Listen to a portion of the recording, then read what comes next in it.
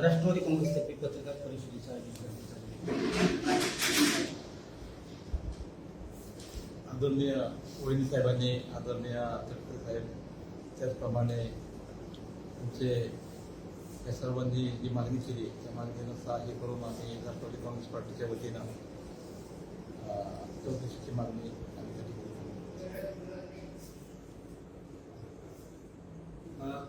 चौकशी मागणी केली म्हणजे काळात जी सद्यस्थितीत रोहितदादा आणि मागणी करत आहेत कोर्टात. काल मुंबईत देखील मरीन ड्राईव्हमध्ये केस दाखल केली दिसली नाही. आज बारामती तालुका पोलीस स्टेशनला मोठ्या प्रमाणात मागणी केली. तर तुम्ही जाणार आहात का? कशी पद्धतीने नाही, विषय कसे दोन वेगळे.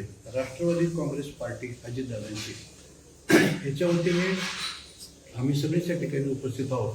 कारण आपल्याला माहिती आहे की कालच या ठिकाणी JGCA आणि हे जे आपली AAIB हे जे दोन्ही एजन्सी आहेत त्यांचा काल पहिल्यांदा रिपोर्ट आलेला आहे. काय झालं आहे तर ब्लॅक बॉक्स साधारणपणे सुरक्षित आहे, इंटॅक्ट आहे.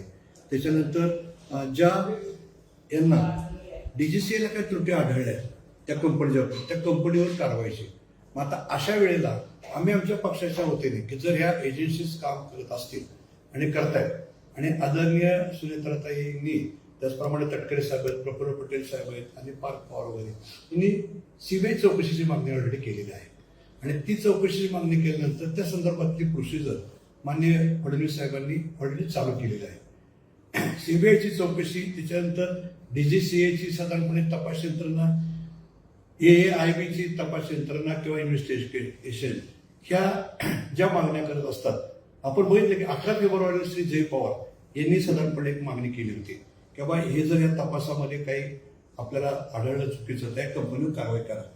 कालच त्या संदर्भातला निर्णय होऊन कंपनीवर कारवाई सुरू झालेली दिसते.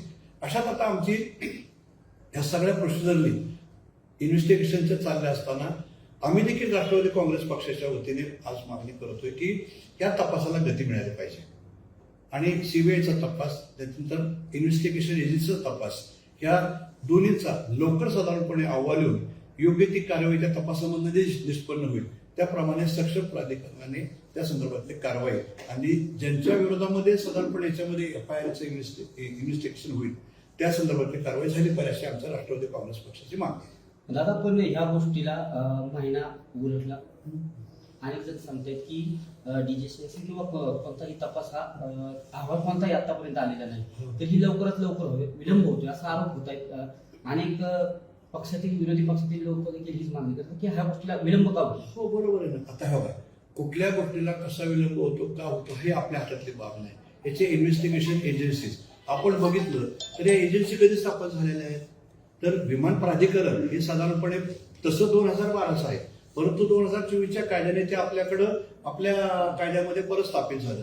एक स्वतंत्र यंत्रणा आहे आणि स्वतंत्र यंत्रणामार्फत एखादा गोष्टीचं तपास करताना साधा गोष्ट असेल ते वेगळे, याच्यामध्ये टेक्निकल बाबी जेव्हा असतात तेव्हा टेक्निकल बाबींनी आपण बघितलं की कॉन्ट्रोवर्सी काय मीडियामध्ये येत होती की ब्लॅक बॉक्स खराब झालाय, तपासासाठी परदेशात पाठवायचा आमका, अशा सगळ्या काहीतरी माहिती येत होत्या आणि ह्या माहित्या खऱ्या का खोट्या हे कुणाला आजपर्यंत माहित नव्हतं. परंतु काल ऑथेंटिकपणे त्यांनी जाहीर केलं की नाही तो ब्लॅक बॉक्स सुरक्षित आहे.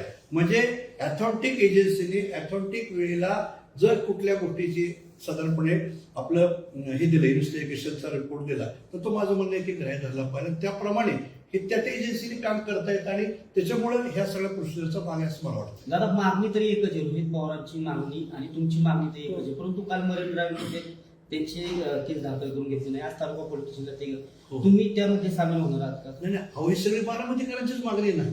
आपण सगळेजण एकच आहोत, आमची सगळ्यांची इच्छा तीच आहे. तुम्ही उपस्थित राहणार कसं? नाही, ह्याच्यामध्ये कसं आहे माहिती का की आता राष्ट्रवादी काँग्रेस पक्ष हा जो आहे अजितदादांचा, त्याच्या आमच्या नेत्या आता आदरणीय सुनेत्रा वहिनी यांनी ऑलरेडी मागणी केली आणि जर त्याच्यामध्ये CM साहेबांनी, कारण आम्ही त्यामुळे सत्तेमध्ये आहोत आणि CM साहेबांनी त्याच्यामध्ये केंद्रीय गृहमंत्री साहेबांकडे पाठवलेलं आहे आणि या संदर्भातली कार्यवाही होणारच आहे. होत असताना मात्र या ठिकाणी आम्ही जी मागणी केली की याला गती मिळावी हीच आमच्या आवश्यकतेची मागणी.